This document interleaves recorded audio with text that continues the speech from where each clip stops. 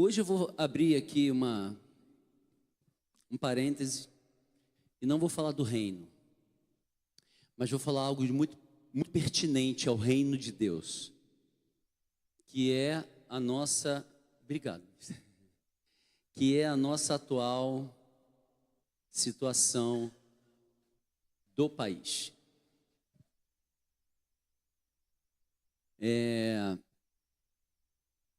Não quero falar de política, eu quero falar de governo. Amém? Não quero falar de política, estou falando de governo. Nós estamos no reino de Deus e nós estamos sob um governo. Amém? Nós estamos sob um governo. Mas fora dos limites do reino, é como se nós estivéssemos num país estrangeiro. Se eu sair daqui agora e for para Portugal, ou para a França, ou para a Argentina, existem leis lá, que mesmo eu sendo brasileiro, eu vou ter que me sujeitar às leis daquele país. Quantos entenderam isso? Eu vou ter que me sujeitar às leis daquele país, né? E nós estamos no reino, nós vivemos no reino de Deus, mas quando você pega a sua certidão de nascimento, está escrito lá brasileiro, né? E nós estamos passando por um tempo nesse país chamado Brasil, que existe uma grande nuvem negra sobre o nosso país. Uma grande nuvem negra. Ontem, tomando café com o apóstolo, estávamos sentados à mesa, conversando. E, amados, muitas pessoas começam, a pilhar ele, dizendo assim: apóstolo, grava um vídeo, fala alguma coisa. E ele ontem na mesa falou assim: pastores, eu conheço o Brasil por dentro. Ele tem propriedade para falar isso, porque ele foi deputado federal durante 4 anos. Ele foi deputado federal durante 4 anos. Ele tem propriedade para falar isso. E ele falou que já existia, de uma maneira encoberta, muita perseguição religiosa dentro do ambiente político, muita perseguição religiosa. E aí ele falou assim: vocês não têm ideia do que era oferecido. Vocês não têm ideia do tamanho da feitiçaria que foi feita, de coisas que foram feitas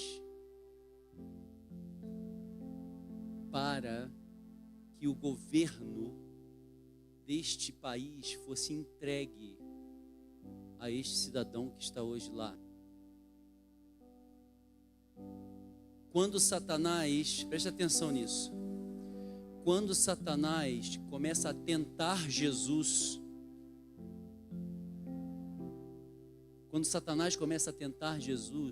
a última tentação foi: Satanás mostra a glória dos reinos deste mundo, e fala assim: tudo isso te darei se prostrado me adorares. E todo trabalho de feitiçaria é uma adoração a Satanás. E isso foi feito de forma muito pesada. Vidas e vidas de animais pensantes e não pensantes foram entregues. Animais pensantes e não pensantes foram entregues. E o apóstolo ontem, muito emocionado até, porque ele tem visto a igreja e a liderança dormindo. Ele começou a chorar e falar assim: eu tenho visto uma igreja que está dormindo. E automaticamente o Espírito Santo me levou às 10 virgens. Automaticamente o Espírito Santo me levou às 10 virgens.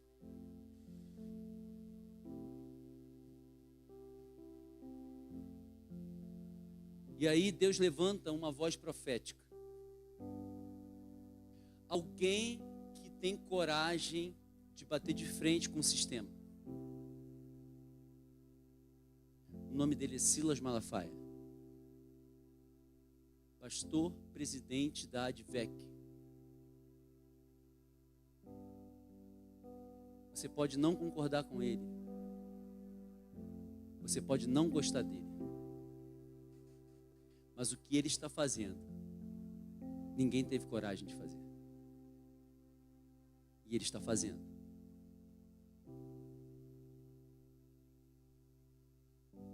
O pastor Silas ligou para o apóstolo. Eles conversaram muito tempo. Eles conversaram por muito tempo.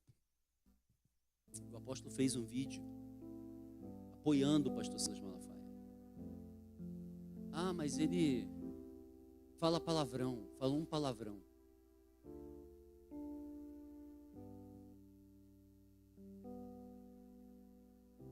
Olha para você. Olha para você.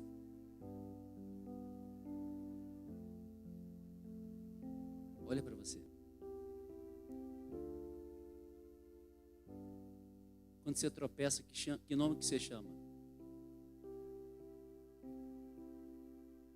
É glória a Deus? Aleluia.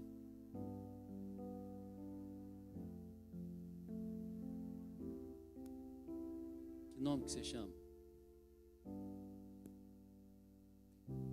E para mim, Silas Malafaia foi muito homem. Quando ele foi diante das câmeras e falou: eu falei mesmo. No meu conceito, subiu mais ainda. Porque ali está um homem e não um Deus. Ali está um homem falho, ali está um homem e não um Deus.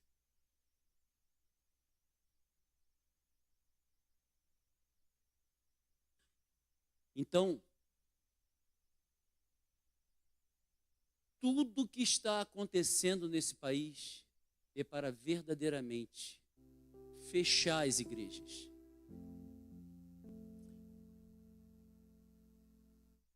A Sandra eu já tinha visto o vídeo e a Sandra colocou também o vídeo de uma pastora norte-coreana que é contemporânea do avô do ping-pong que está lá hoje. Não é o nome do cara lá?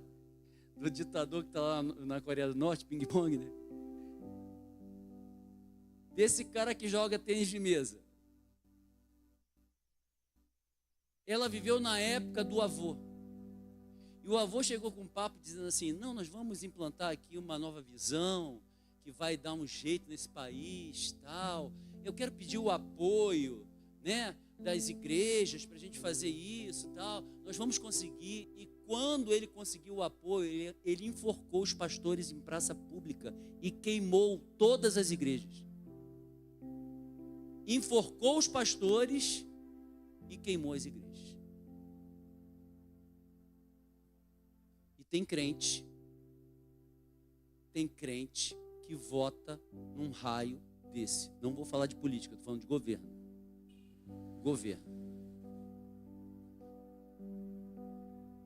Nós estamos debaixo. Aí, no domingo passado, eu falo sobre nós levantarmos um jejum, não é verdade? Falei, gente, vamos levantar um jejum como igreja, vamos pedir para o ministério de intercessão encabeçar isso. Quantos lembram disso? Quando chegou terça-feira agora, o apóstolo falou assim: nós vamos levantar um jejum como igreja. Deixa eu falar uma coisa para você. O mundo espiritual precisa ser percebido. E se você está nesse país e não percebe o mundo espiritual, você está fora da igreja. Se você ver que está tudo acontecendo e você não sente absolutamente nada espiritualmente, alguma coisa está errada. E não é com a igreja. Não é com a igreja. E o que fez o apóstolo chorar é a inércia da liderança. A inércia dos líderes. Que deveriam estar chorando entre o pórtico e o altar. Que deveriam estar na brecha. E não estão. Estão preocupados com os seus cargos, com as pompas, e não estão guerreando como deveriam. E isso fez o nosso apóstolo chorar. Porque verdadeiramente não era esse tipo de igreja que o Senhor colocou no coração dele, e eu concordei com ele. E eu concordei com ele.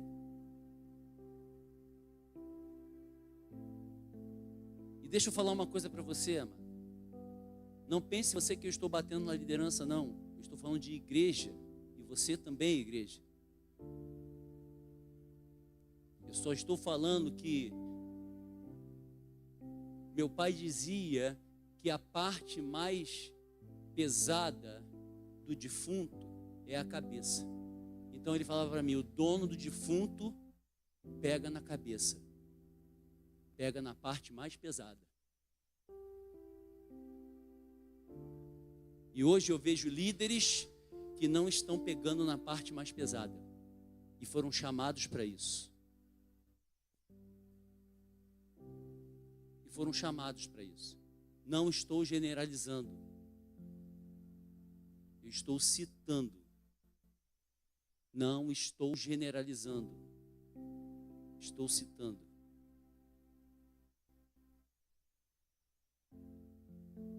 E aí então, o apóstolo falou assim, vocês não sabem quais as armas que eles estão usando lá. Nós não conseguimos bater de frente com ele agora, porque nós estamos num momento desguarnecidos espiritualmente. Pessoas que deveriam chegar no culto uma hora antes não chegam para orar. Intercessão, ministério de música, qualquer pessoa que vai trabalhar, que deveriam estar adiantados na oração, não chegam. Nós estamos desguarnecidos espiritualmente. Não conseguem subir e perceber um ambiente espiritual para mudar uma ministração. Porque não sabem nada de batalha espiritual. Não conhecem o mundo espiritual. Mudar a direção, porque sim, está diante de uma voz que diz assim, vocês precisam fazer isso.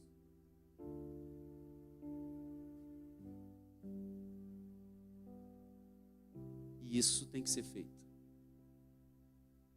Nós estamos num tempo de nuvem negra sobre esse país, porque a igreja não consegue discernir espiritualmente o que nós estamos passando. Desde que o Bolsa Família caia no dia, desde que, sabe, o farelo do porco entre direitinho no dia certo.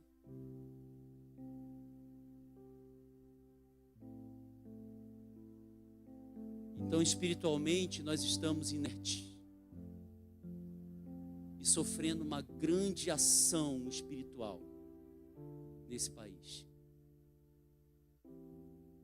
E a igreja precisa se levantar. Porque nós temos armas mais poderosas do que as deles. Nós temos armas mais poderosas que as deles. Muito mais poderosas.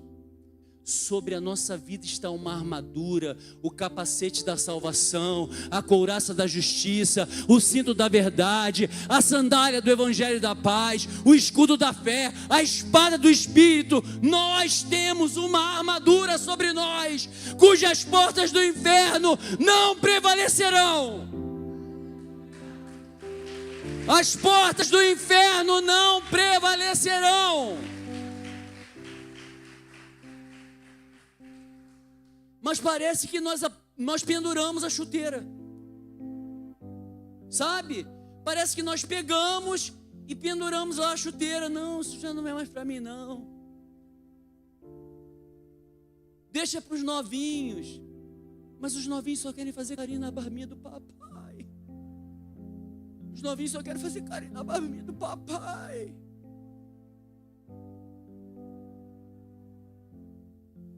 Sabe? Não, amado, esquece de barbinha do papai e pega na espada aí, caramba. Esquece de barbinha do papai, pega na espada, pega no escudo, pega na oração, pega na leitura, pega no jejum, vai ler Bíblia. Vai obedecer quando o teu pastor fala, chega 1 hora antes, obedece. Vai obedecer primeiro antes de fazer carinho na barbinha do papai. Aí espiritualmente não presta para nada, porque está anestesiado. Não consegue discernir o que está acontecendo.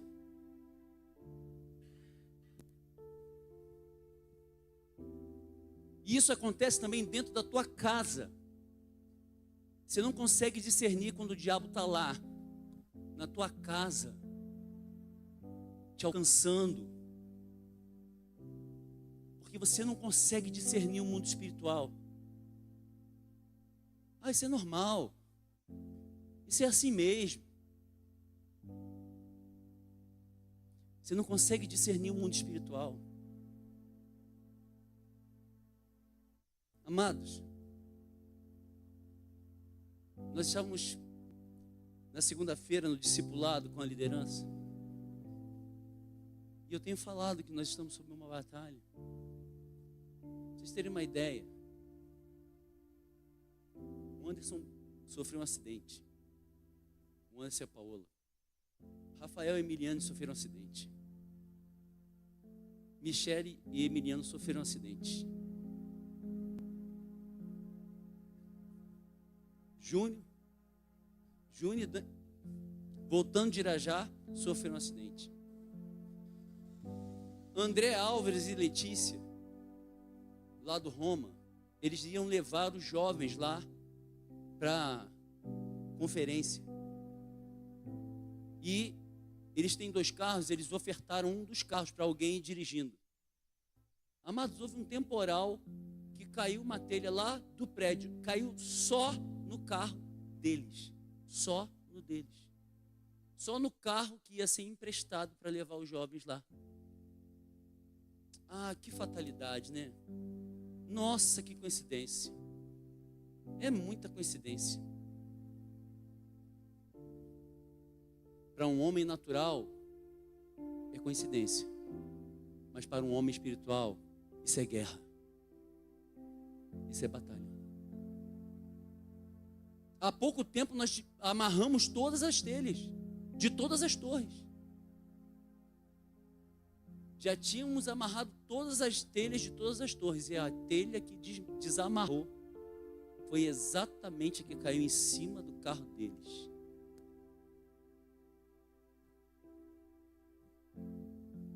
A igreja precisa orar.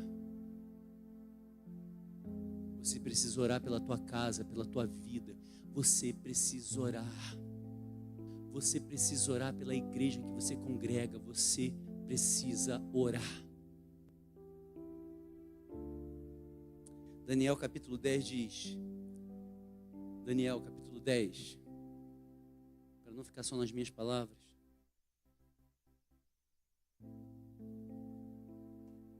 porque a nossa guerra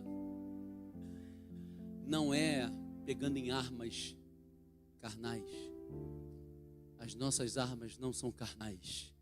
As nossas armas são espirituais e poderosas em Deus.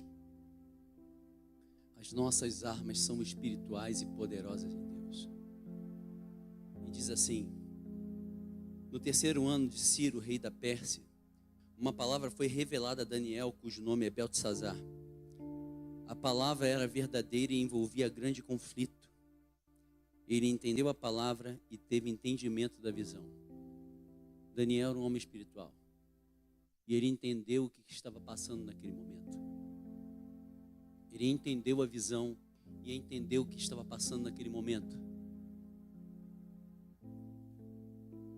Naqueles dias, eu, Daniel, fiquei de luto por 3 semanas. Não comi nada que fosse saboroso. Não provei carne nem vinho. E não me ungi com óleo algum. Até que passaram as 3 semanas. No dia 24 do 1º mês, estando eu na margem do grande rio Tigre, levantei os olhos e vi um homem vestido de linho, com um cinto de ouro puro de ufaz na cintura. O seu corpo era como o berilo, o seu rosto parecia um relâmpago, os seus olhos eram como tochas de fogo, os seus braços e os seus pés brilhavam como bronze polido, e a voz das suas palavras eram como o barulho de uma multidão. Só eu, Daniel, tive aquela visão. Os homens que estavam comigo nada viram, mas ficaram com muito medo, fugiram e se esconderam. Puxa. Daniel precisando de uma força na oração, naquilo que ele estava passando. Eles ouviram, né? Aliás, Daniel ouviu.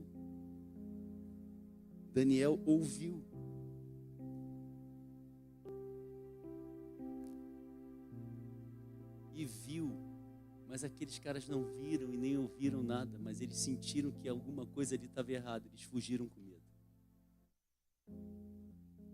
Tem muitas pessoas que vão sair ainda, porque não vão aguentar a batalha. Cara de leão é para quem tem coragem,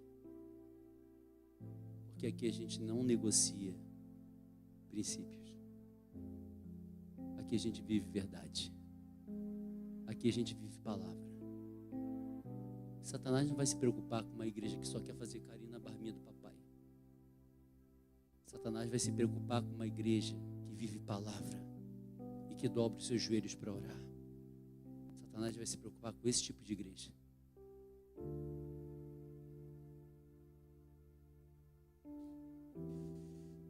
Assim fiquei sozinho e contemplei esta grande visão e não restou força em mim.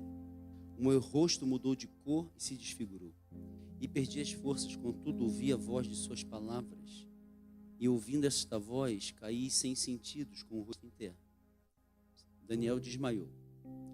Eis que a mão de algum homem tocou em mim e me ajudou a ficar de joelhos, apoiado nas palmas das mãos. E ele me disse: Daniel, homem muito amado, esteja atento às palavras que vou lhe dizer. Fique em pé, porque fui enviado para falar com você. Enquanto ele falava comigo, eu me pus em pé, tremendo. Então ele me disse: não tenha medo, Daniel, porque as suas palavras foram ouvidas desde o primeiro dia em que você dispôs o coração a compreender e a se humilhar na presença de Deus. Foi por causa dessas suas palavras que eu vim. Sabe quando Deus vai vir na sua vida? Quando você começar a liberar palavras em oração. Ninguém que tem uma causa e fica caladinho tem resposta. Mas experimenta começar a orar. Experimenta começar a falar com Deus todos os dias. Experimenta aplicar o teu coração e a compreender o mundo espiritual. Experimenta. Porque o Senhor vai mandar um anjo lá do céu com a espada de fogo desembainhada. Aleluia, com um rosto que é como um relâmpago. Vai mandar trazer uma resposta para você. vai trazer uma resposta para a sua vida. Vai trazer uma resposta para essa situação. Experimenta começar a orar.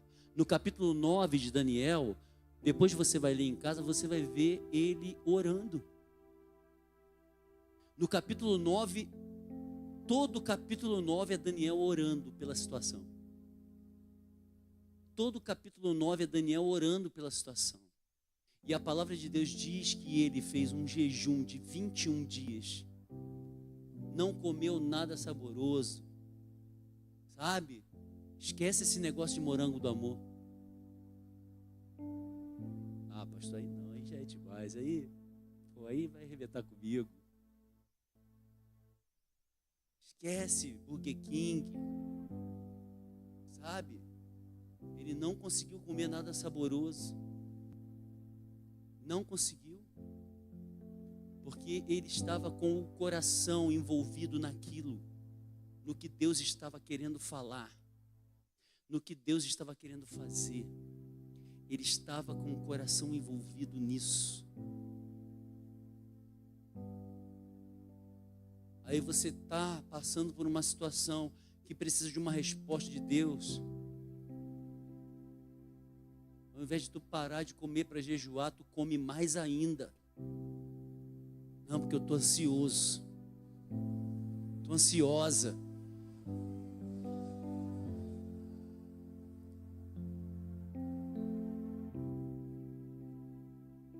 Estou ansioso. Isso sai na gravação, né? Tu não deu uma sacudidinha aí não, né? Cuidado, hein?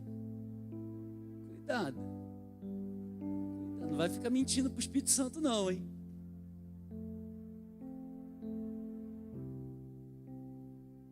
Sabe? Ele, ao invés de enfiar a boca no churrasco, falou assim: não, vou comer miojo. Ele não botou coisa saborosa na boca. Nada.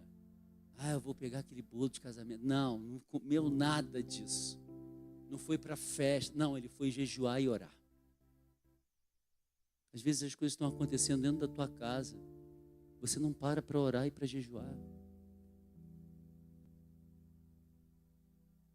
Você pode chorar? Pode chorar. Neemias também chorou. Neemias, quando ele tomou conhecimento de como estava Jerusalém, Neemias capítulo 4, não precisa abrir não, só anotar para você ler depois. No capítulo 1 também fala sobre isso.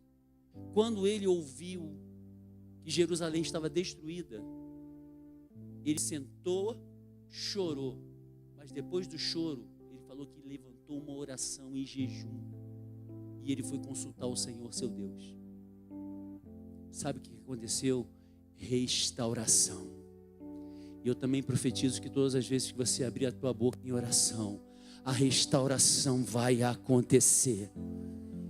Todas as vezes que você abrir a tua boca em oração, por essa causa, por essa situação que você está enfrentando, aleluia, toda vez que você aplicar o teu coração nisso, Deus vai mandar a resposta para a sua vida. Vai acontecer uma restauração, você crê nisso?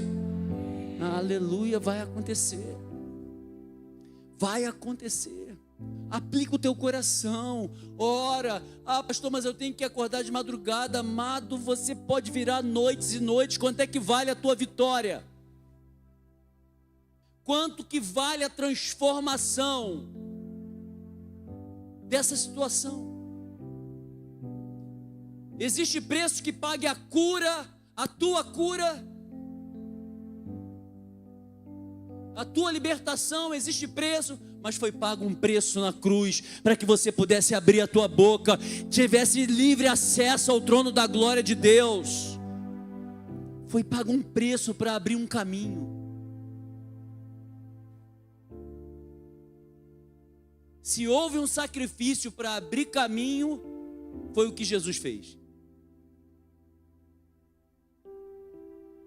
Jesus deixou-se, né? Se deixou sacrificar, se permitiu morrer para abrir um acesso que estava vedado para nós. mas ele se permitiu morrer para que esse caminho fosse aberto, para que hoje, debaixo do sangue de Jesus, nós chegássemos com ousadia diante do trono de Deus e pudéssemos fazer as petições que nós precisamos fazer. Mas Satanás fecha a tua boca, coloca cansaço em você, você acha que não está funcionando. Está sim. Jesus te ouve. O Espírito Santo intercede por você com gemidos inexprimíveis. Jesus te ouve, o Espírito Santo intercede por você. Não para de orar, não para de jejuar, não para porque depois de 21 dias Deus enviou a resposta para Daniel. Não para, não para. Pastor, qual é a relação daquilo que o senhor falando sobre o governo, sobre esse país?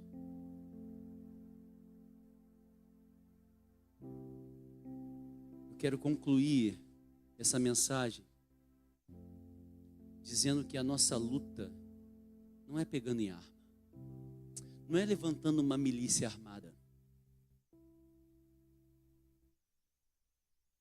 Nós somos daqueles que não retrocedem, amém? Mas nossa luta não é contra a carne, não é contra o sangue, é contra principados e potestades. E sabe qual é o versículo que me traz a certeza de que Deus pode mudar tudo isso?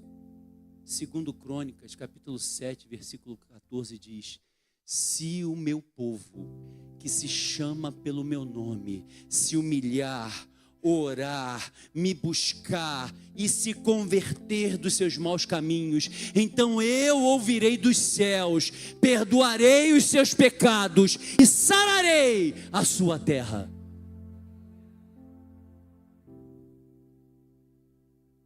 Qual é a terra que precisa ser sarada na sua vida?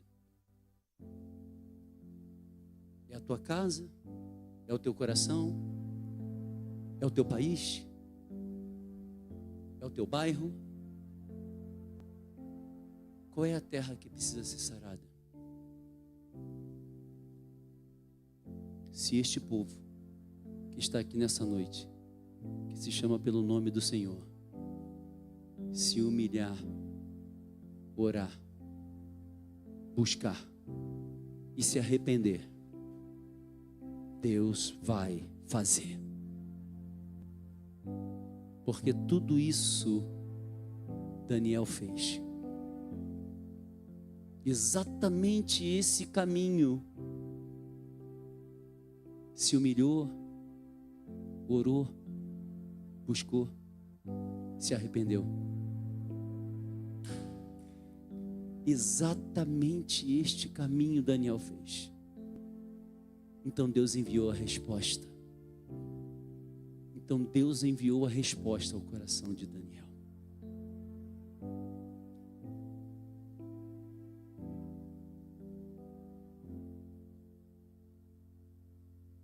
Versículo 13 de Daniel 10, para nós encerrarmos. Mas o príncipe do reino da Pérsia me resistiu durante 21 dias. Sabe o que é resistir? É a batalha espiritual que está acontecendo. É a guerra espiritual que está acontecendo. Estava existindo uma guerra espiritual, uma batalha espiritual no céu, para que Daniel não recebesse a resposta. Você acha mesmo que não existe uma batalha pelas tuas causas? Você acha mesmo que Satanás vai falar assim, isso aí, deixa pra lá, deixa passar. Você acha mesmo? Você acha mesmo?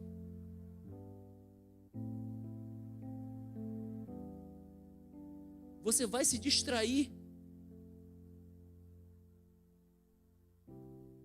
Porque enquanto você se distrai, tudo é travado lá em cima. Mas se você aplicar o teu coração na oração e a compreender esse momento que você está passando, Deus dará ordem aos seus anjos a teu respeito. Deus vai dar ordem aos anjos dele a teu respeito para guerrearem em teu favor. Para guerrearem em teu favor. Mas você precisa orar. Você precisa buscar. Você precisa jejuar. Você precisa estar envolvido nisso.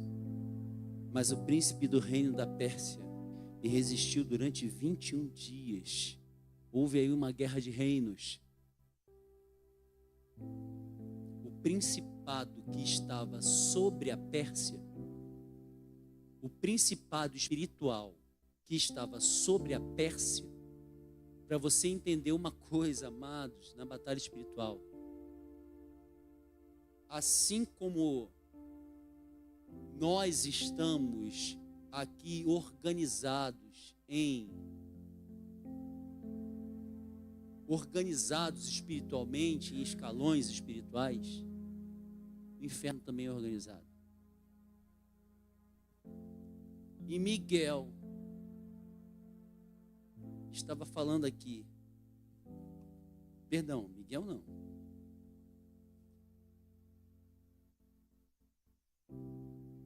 escuta só. Mas o príncipe do reino da Pérsia me resistiu durante 21 dias. Porém, Miguel, um dos príncipes mais importantes, veio me ajudar e eu fiquei ali com os reis da Pérsia. Ou seja, aquele anjo que veio trazer a resposta, né, que alguns historiadores dizem que era o próprio Senhor,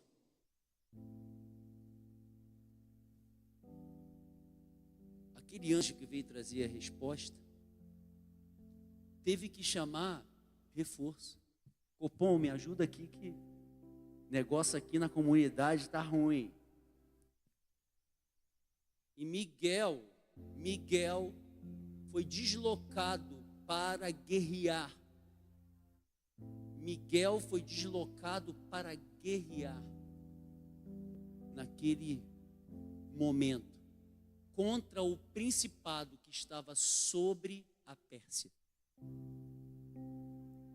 Lembre-se que o rei material da Pérsia era Ciro na época.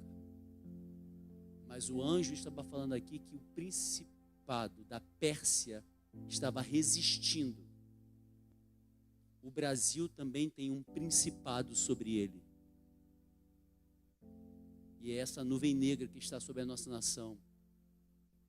Que nós olhamos e a injustiça está acontecendo assim, ó. Hoje eu vi um vídeo de estarrecer. Sabe qual foi? Um cara que está condenado a 14 anos de prisão, sem nenhuma prova concreta de que ele quebrou absolutamente nada, foi no enterro da avó dele hoje, com 10 policiais civis de escolta. Vocês acreditam nisso? Com 10 policiais civis de escolta. Um cara que não tem nem prova de que quebrou nada.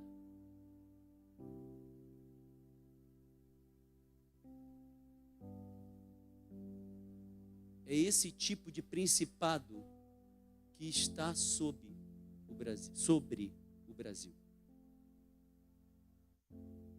E aí então, um cara desse grandão aí, do CV, do PCC, do PT, não sei nem quem é, mas o cara é traficante de armas, foi pego. Sabe quantos anos ele pegou? 6. E um cara que não sabe nem se o cara quebrou alguma coisa, pegou 14. É esse tipo de principado que está sobre o Brasil. Mas esquece o governo Brasil. Qual é o principado que está sobre a sua casa? Qual é o principado que está sobre o seu coração? Qual é o principado que está na sua mente? Qual o principado que você está permitindo que esteja aí? Porque você não ora, porque você não jejua, porque você não busca, porque você não reage. Reage, igreja. Reage. Reage. Reage. Fala para o teu irmão, meu irmão, reage. Fala para o teu irmão, meu irmão, reage. Fique de pé falando para ele, reaja.